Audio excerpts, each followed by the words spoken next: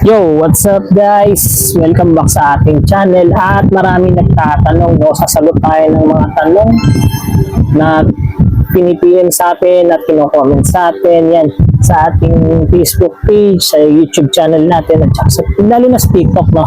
Nag-live tayo doon nakaraan. Ang dami nilang tanong, no? About sa kung paano natin ginagawa o binubuo yung poster, no? Ano ba yung mga things o yung techniques o yung step by step kung paano binubuo yung poster, no?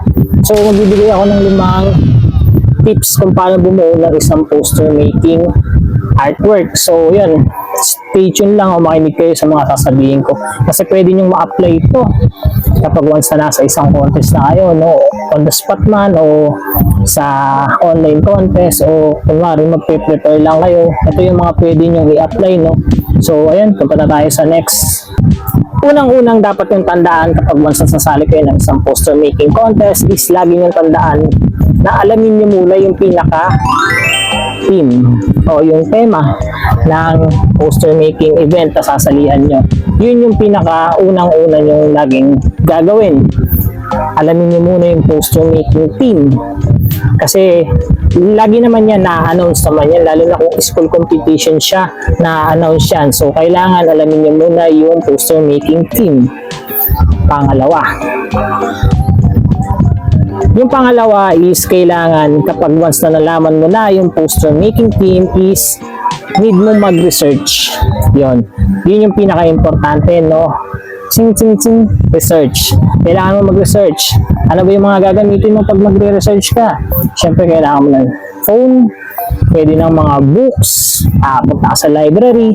Ayan, siyempre kailangan ng internet ka, no? Kung sakaling phone na gamitin mo, no? O through computers, ganyan. Punta ka sa mga computer shop, i-research mo yung mga about doon sa topic na yun. Yung sasalihan ng poster, no? So, yan. Pwede kang mag-search sa Google, pwede kang mag-search sa YouTube, mga tutorials, ganyan. Pwede mong aralin yun. Pero wag mong gagayahin.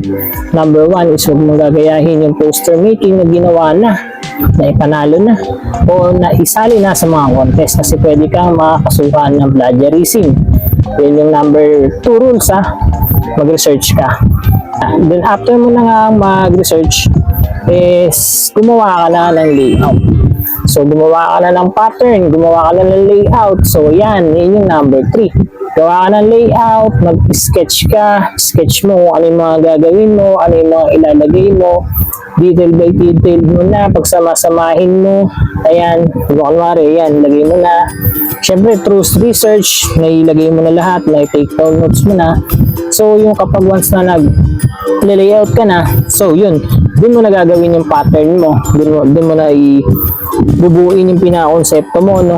Then, so, ayun yung number 3, layout. So, next is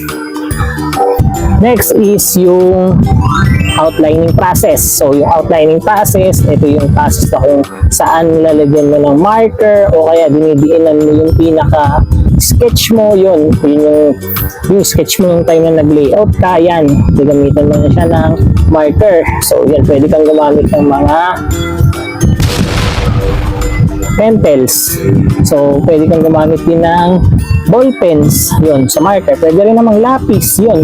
Pwede rin yun, kahit anong klase, basta mapapakita mo yung pinaka-outline mo, in-sketch mo. Depende yan, ha. Depende sa artist, depende sa gumagawa ng poster, kung sanay siyang gumamit ng outline o kaya rekta, gamit na siya ng oil pastel. So, next na pinaka-process natin is, at yung pinaka-pang-last na procedure is coloring, pag-apply ng kulay. So, ayun, maraming process sa pag-apply ng kulay, no?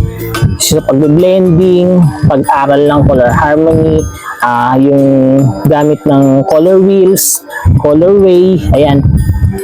Maraming ganon. Tapos, iba't ibang style ng process ng pagkukulay o techniques, ganyan. Maraming gumagamit ng ganon, no? So, yun, meron gumagamit ng monochromatic na kulay, tapos gumagamit ng mga etching process. Ayun, pwede yung gamitin yung mga ganon techniques, no? Maraming gumagamit ng ganon. Tapos, meron yung gumagamit ng mga old style na itsura, no? Yung mga parang newspaper style, ayan, yung mga parang wood style, ganon na pagkukulay, ayan. Minsan patok yun, no? Lalo na kung maganda yung pagkaka-hobby mo ng kulay, yung pagkaka-apply mo ng kulay, sobrang fine, no? Sobrang smooth yun. So, yun yung number 5, pinaka-last na process ng paggawa ng poster making, no? So, yun, sana nasagot ko yung mga tanong nyo. Naibigay ko yung 5 process kung paano gumawa ng isang poster making. Then, sa next video natin, magbibigay tayo ng mga layouts. Next, layouts na kung paano gumawa ng isang poster, no? Na makikita sa isang poster. Kasi ako nagbumabase din ako sa mga layouts, no? Nag-i-stick din ako sa mga layouts na alam ko. Yung mga na-practice ko, no? Na precise na alam kong mananalo. Yung mga layout na alam kong papalag, no? Kapag once na nasa contest ka. Kasi hindi naman lahat ng judge, eh. Hindi naman lahat ng kinukuha na judge, especially sa mga barangayan contest, yung mga SK, is marunong, may knowledge. Basta lang, yun lang, ganun. Kinuha lang silang mag-judge. Kung ano yung makita nilang maganda is yun na yun. May mga ganun. Kaya kung sakaling sasali ka sa poster making ng mga ganung contest is kailangan aralin mo yung mga layouts na pwedeng maging parang generic sa mata, yung magugustuhan kaagad nila. So ayun, maraming salamat sa panonood. 5 minutong video lang to. So yun, next video tayo. Stay tuned lang kayo. I-upload ko yung next video natin. So ayun lang, sana may natutunan kayo. Huwag niyong kalimutang mag-subscribe sa channel natin sa YouTube, sa TikTok at saka sa Facebook. Magla-live tayo dyan, ha guys. Nag-tutorial tayo dyan. So kung gusto nyo matuto, ayun, manood lang kayo dyan. Tapos kung gusto kayo may add na information, details, mga contest, o kaya yung mga tips na alam nyo, lalo na sa mga pro, yung mga nanonood. So yun, comment kayo dyan. Gusto ko makakabasa ng mga comment ng mga pro dyan. So ayan, maraming salamat sa panonood. Thank you and God bless. See you sa next video.